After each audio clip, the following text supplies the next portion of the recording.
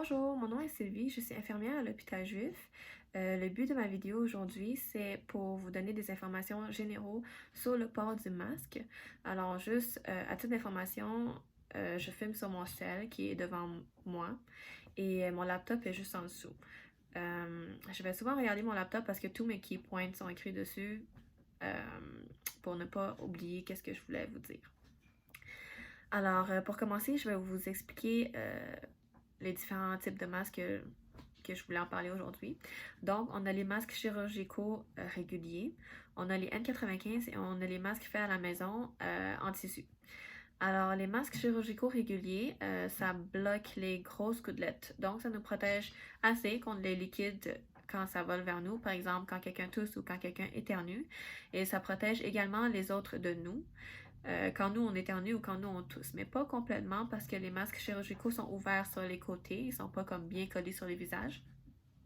Alors quand on tousse ou quand on éternue, c'est possible que nos gouttes sortent des deux côtés. Le N95 par exemple, ça bloque les grosses et les petites gouttelettes et les bactéries qui se propagent dans l'air. Il est vraiment conçu pour bien fitter sur le visage, donc presque rien rentre, presque rien sort. Alors ce masque protège bien la personne qui le porte et les gens autour également. Les deux masques, ils sont efficaces, mais ça dépend des circonstances dans lesquelles on est aussi. Le N95, pour qu'il soit complètement efficace, il faut qu'on soit fit testé pour ça. Tous les employés de l'hôpital, à ce que je pense, ils se font tous tester pour savoir c'est quelle taille de masque qu'ils font. On se fait tester à chaque 2 ans. Et si on perd beaucoup de poids ou si on gagne beaucoup de poids, il faut qu'on se refait tester aussi. Parce que si on met pas une bonne taille, l'air et ça peut rentrer, donc ça enlève l'efficacité du masque. Donc, toutes les personnes qui en ont à la maison puis qui ne se sont pas fait tester pour, je doute que ça soit comme 100% efficace. Maintenant, pour le masque en tissu, selon le site du gouvernement du Canada, il n'a pas été prouvé que ce masque protège la personne qui le porte, mais ça peut constituer une mesure supplémentaire pour protéger les personnes autour des gens qui le portent. C'est conseillé de porter un masque non médical comme mesure supplémentaire pour aider à réduire la propagation du nouveau virus dans des circonstances qui ne nous permettent pas d'assurer une distanciation physique et sociale avec les gens autour de nous, par exemple à l'épicerie. Le masque en tissu, ça retient l'humidité, alors ça absorbe les gouttelettes. Si quelqu'un tousse devant nous, éternue devant nous et ça va sur le masque, ça reste dans le masque. Donc ça ne protège pas nous qui portent le masque, mais si nous on éternue ou si nous on tousse dans le masque, ça protège les gens devant nous parce que c'est absorbé dans le masque qui est devant nous. Donc c'est déjà ça. Mon petit faible sur la suggestion du port du masque en tissu, c'est parce que j'ai l'impression que les gens qui le portent se passent invincibles. Les gens qui portent des masques et des gants, ils pensent qu'ils n'ont pas besoin de se laver les mains parce qu'ils ont des gants, mettons. Pour vous donner un exemple, j'ai vu des personnes enlever leurs gants par le bout des doigts. Fait que dans le fond, ils l'enlèvent comme ça. Puis là, il n'y a plus de gants. Ils l'enlèvent comme ça de l'autre côté. Fait que les mains, ils sont contaminés, mais parfois, ils pensent peut-être pas à les laver parce qu'ils avaient des gants, donc ils pensent qu'ils étaient protégés. Pour les gens qui portent des masques, parfois ils oublient puis ils se mettent les mains dans le visage, puis ils pensent pas à se laver les mains après non plus, donc ça enlève pas mal l'efficacité du tout. C'est pourquoi mon opinion est pas mal ambiguë sur ça. Je suis pas comme 100% pour puis je suis pas 100% contre.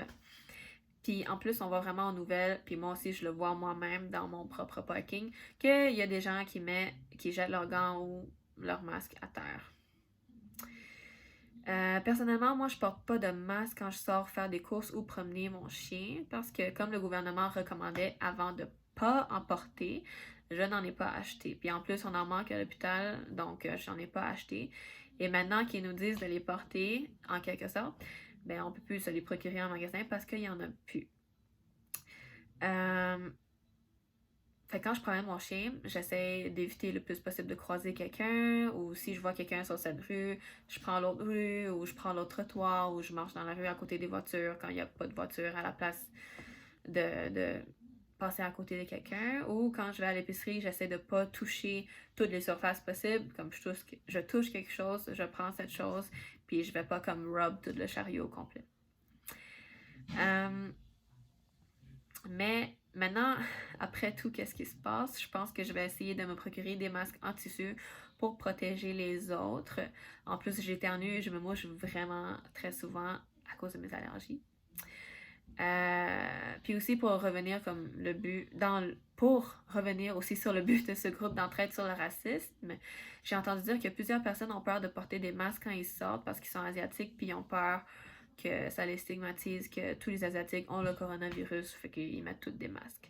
Alors le port des masques n'a aucun lien avec le fait que tu es asiatique ou pas asiatique. C'est pour protéger le public. Puis en plus que maintenant, ça passe toujours à la télé, qu'on devrait porter des masques, et c'est ça, je suis sûre que tout le monde va commencer à les porter.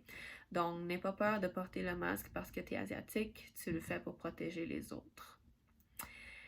Personnellement, moi, j'ai pas eu de commentaires racistes dans mon milieu de travail ou en dehors de chez moi.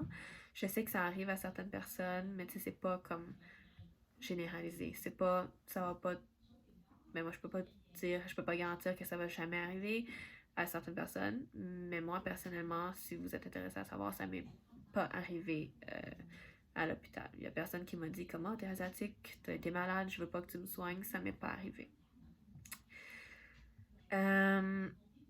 Pour terminer, je vais vous dire les recommandations sur le port du masque en tissu, vu qu'on n'est pas supposé porter un masque chirurgical et N95 dans les rues.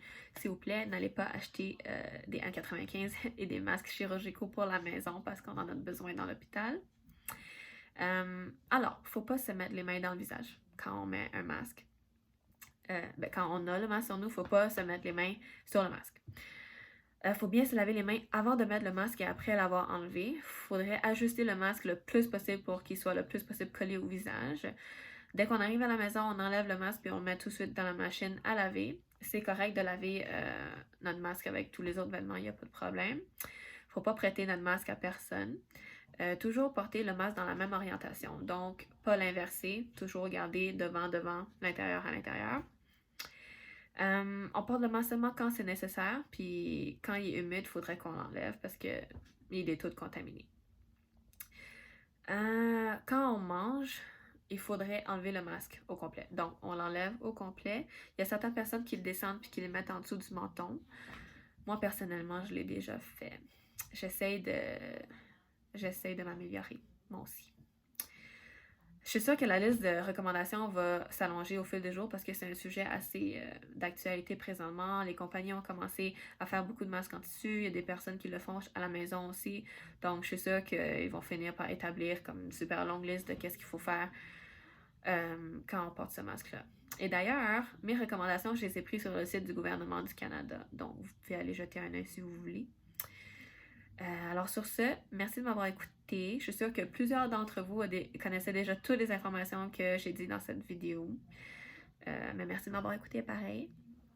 Restez à l'abri à la maison, s'il vous plaît. Merci!